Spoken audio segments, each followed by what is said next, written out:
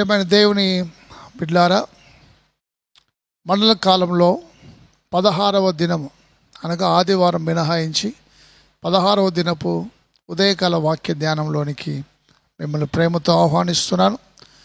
ఈ దినం మనం ధ్యానించడానికి ఏర్పాటు చేసుకున్న అంశము టేకప్ యువర్ క్రాస్, మీ సిలువను ఎత్తుకొనుడి. ప్రార్థన చేసుకుందాం. మా మంచి కాపరి, మా ప్రియ పరలోకపు తండ్రి, నీ పరిశుద్ధమైన పాదములకు వందనములు, స్తోత్రములు చెల్లిస్తున్నాం. నీ సిలువను ఎత్తుకొనుడి అనే అంశము ధ్యానిస్తుండగా వాక్యం వినుచున్న బిడ్డలందరికీ వాక్యము ద్వారా నీ విశ్వాసమందు బలపరచుమని, ఇది దీవెనకరమైన వాక్కుగా మార్చుమని మా ప్రభు అయిన యేసుక్రీస్తు యొక్క శ్రేష్టమైన నామమున ప్రార్థించి వేడుచున్నాము తండ్రి, ఆమెన్. ప్రియమైన దేవుని బిడ్డలారా, యేసుక్రీస్తు ప్రభు యొక్క బోధలో చాలా ప్రాముఖ్యమైన బోధ మనం జ్ఞాపకం చేసుకొనుచున్నాం. లూకా సువార్త 9వ అధ్యాయం 23వ వచనం నేను చదువుతాను. మరియు ఆయన అందరితో ఇట్లా నేను, ఎవడైనను నన్ను వెంబడింప గోరిన ఎడల తను తాను ఉపేక్షించుకొని ప్రతి దినము తన సిలువను ఎత్తుకొని నన్ను వెంబడింపవాలి. ఎవడైనా నన్ను వెంబడింప గోరిన ఎడల ప్రతిదినము తను తాను ఉపేక్షించుకొని తన సిలువను ఎత్తుకొని నన్ను వెంబడించాలి. ఇది చాలా ప్రాముఖ్యమైన యేసు ప్రభు యొక్క బోధ. సిలువ అనేది క్రైస్తవ విశ్వాస జీవితంలో కేంద్ర అంశంగా మార్చబడింది. The cross became a central point of the Christian faith. భక్తుడు ఏమంటాడంటే, Christian community essentially A community of cross. క్రైస్తవ సమాజము తప్పకుండా సిలువను కలిగినటువంటి సమాజము. మన జీవితాల్లో సిలువ ప్రతిదినం మనం అనుభవిస్తూ ఉన్న, మన వాహనాల మీద సిలువ, మన గృహం మీద సిలువ, బాప్తీస సమయంలో నుదుట సిలువ గుర్తు, మన మంగళసూత్రాల్లో సిలువ, ఆఖరికి మన దేవాలయం మీద సిలువ, మనం మరణిస్తే సమాధి మీద సిలువ. సిలువ వీధుల్లో ఈ ఫ్యాషన్ ప్రపంచం, వెర్రి తలలు వేస్తున్న ఫ్యాషన్ ప్రపంచంలో ఒక అలంకారానికి సంబంధించిన గుర్తుగా మార్చబడింది. చాలామంది ముక్కులకు సిలువ వేసుకొని, చెవులకు సిలువ వేసుకొని కనబడుతూ ఉన్నారు. మీడియాలో ఇది ఒక ప్రత్యేకమైన ఫ్యాషన్ సింబల్గా మార్చబడిన రోజుల్లో సిలువ గూర్చి మనం ధ్యానిస్తున్నాం. యేసు ప్రభు చెప్పినాడు, ఎవడైనా నన్ను వెంబడింప గోరిన ఎడల తను తాను ప్రతిదినము ఉపేక్షించుకొని తగ్గించుకొని తన సిలువను ఎత్తుకొని నన్ను వెంబడింపవలనని ప్రభు వాగ్దానం చేస్తున్నాడు. 2 రకాల సిలువలు నేను మీకు జ్ఞాపకం చేయాలి. ఒకటి ధరించే సిలువ. ఇది తెలిసిన వారు ధరిస్తారు, తెలియని వారు కూడా ధరిస్తున్నారు. టాటూస్ కూడా క్రాస్, ఇది చెప్పినాను కదా, ఫ్యాషన్ ప్రపంచంలో ఇది ఒక అలంకారంగా, ఫ్యాషన్ సింబల్గా మార్చబడింది. సిలువ అనేది ధరించడము సులభమే, ఎవరైనా ధరిస్తారు, ఎక్కడైనా ధరించవచ్చు. కానీ భరించే సిలువ గురించి ప్రభువు మాట్లాడుతున్నాడు. ఎవడైనా నన్ను వెంబడింప గోరిన ఎడల తను తాను ఉపేక్షించుకొని తన సిలువను ఎత్తుకొని నన్ను వెంబడించాలి. ఆయన సిలువను ఎత్తుకొని వెంబడించుట అనగా ఆయన అడుగుడు జాడల్లో నడవడం. Cross teaches us to overcome evil with good. సిలువ అనేది మంచి ద్వారా చెడును జయించేటువంటి సందేశాన్ని మనకిస్తుంది. మంచి ద్వారా అనగా కీడుకు ప్రతి కీడు ఎవనికి చేయకూడదు, దూషణకు ప్రతి దూషణ చేయకూడదు. ఇది భరించే సిలువ.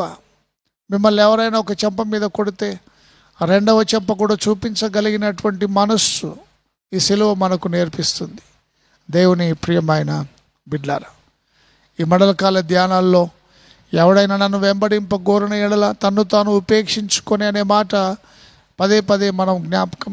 ఉపేక్షించుకొని, తగ్గించుకొని, క్షమించి, ప్రేమించగలిగినటువంటి మనస్సు కలిగి. Cross teachers us to love towards enemy too. మన శత్రువును కూడా ప్రేమించగలిగినటువంటి మనస్సు ఈ సిలువ ఎత్తుకొని వెంబడించడం.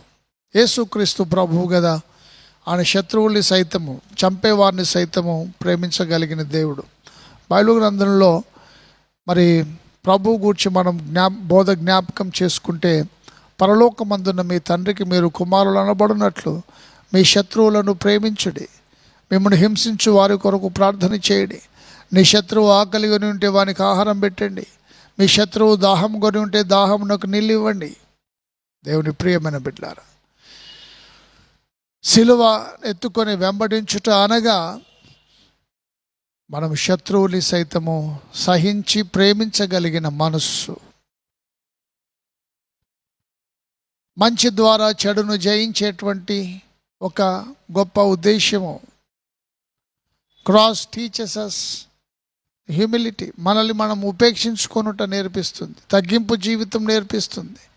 గర్వమునకు వ్యతిరేకం తగ్గింపు, దీన మనస్సు కలిగి జీవించుట సిలువ మనకు నేర్పిస్తుంది అని నేను మీకు జ్ఞాపకం చేస్తాను. మరి యోహాను సువార్త 10వ అధ్యాయంలో చివరి వచనం 33లో యేసుక్రీస్తు ప్రభు చెప్తున్నాడు ఏంటంటే, మీరందరూ నన్ను ఒంటరిగా విడిచిపెట్టు గడియ వచ్చుచున్నది, అది వచ్చేయున్నది, తండ్రి నాతో ఉన్నాడు గనుక నేను ఒంటరిగా లేను. నా యందు మీకు సమాధానము కలుగునట్లు ఈ మాటలను నేను మీతో చెప్పుచున్నాను. లోకమందు మీకు శ్రమ కలుగును, ఆయనను ధైర్యము తెచ్చుకొనుడి, నేను లోకమును జయించి ఉన్నాను.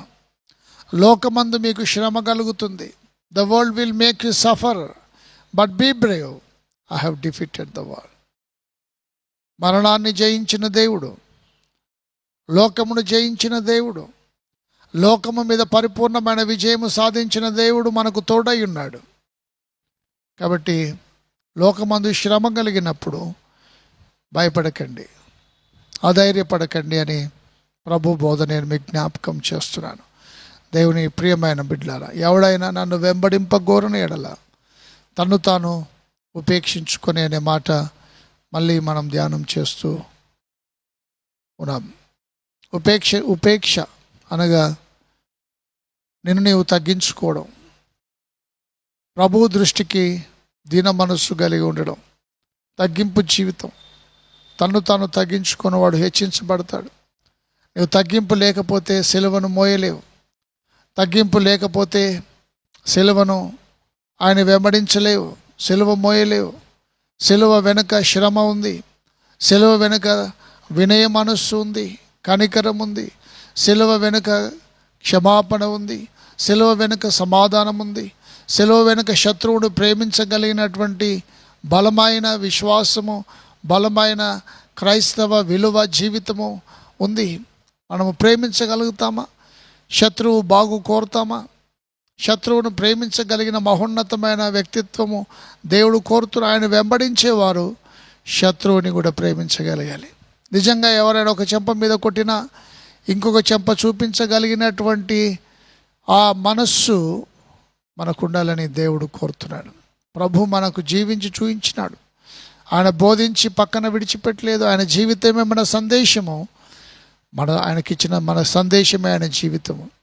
ఆయన ముఖం మీద ఉమ్మివేసిన, ఆయన అవమానపరిచిన, హేళన చేసిన, ఆయన గుద్దిన, కొరడాతో కొట్టిన, కాలు చేతుల్లో మ్రేకులు దిగగొట్టిన, ప్రక్కలో బల్లెముతో పొడిచిన, ఆయన శిరస్సు ముళ్ళ కిరీటము పెట్టి ఆయన భయంకరంగా హింసించిన వారిని క్షమించినటువంటి దేవుడు. ఆయన ప్రాణము తీస్తూ ఉన్నటువంటి మనుష్యుల్ని, ఆయన రక్తమంతా ధారగా కారుతూ ఉండగా కూడా వారిని ప్రేమించినటువంటి మనస్సు యేసు ప్రభు జీవితంలో మనం చూస్తున్నాం. దేవుని ప్రియమైన బిడ్డలారా, ఎవడైనా నన్ను వెంబడింపగోరిన యెడల తను తాను ఉపేక్షించుకొని తన సిలువను ఎత్తుకొని వెంబడించాలి. సిలువ అనగా సిలువ వెనుక ఉన్నటువంటి ఈ సహనము, శత్రువుల్ని ప్రేమించగలిగిన మహోన్నతమైన వ్యక్తిత్వము, కీడుకు ప్రతి కీడు చేయకుండా ఆయనలాగా జీవించుటకు దేవుడు తన కృప అనుగ్రహించి అనుదినము ఆయన వెంబడించుటకు కృప దయచేసి దీవించి నడిపించును గాక. ప్రార్థన చేద్దాం. మా మంచి కాపరి, మా ప్రియ పరలోకపు తండ్రి, ఎవడైనా నిన్ను వెంబడింపగోరితే మమ్మల్ని మేము తగ్గించుకొని ప్రతి దినము సిలువ మోస్తూ నేను వెంబడించాలి. సిలువ వెనక దాగి ఉన్నటువంటి పరమ సత్యమును గ్రహించి నిన్ను వెంబడించుటకు కావలసిన సుగుణములను తగ్గింపును పొందుకొని నీ సిలువను వెంబడించి మోయుటకు నీ కృప దయచేయమని యేసు ప్రభు యొక్క శ్రేష్టమైన నామమున ప్రార్థించి వేడుకొనుచున్నాము తండ్రి. ఆమేన్.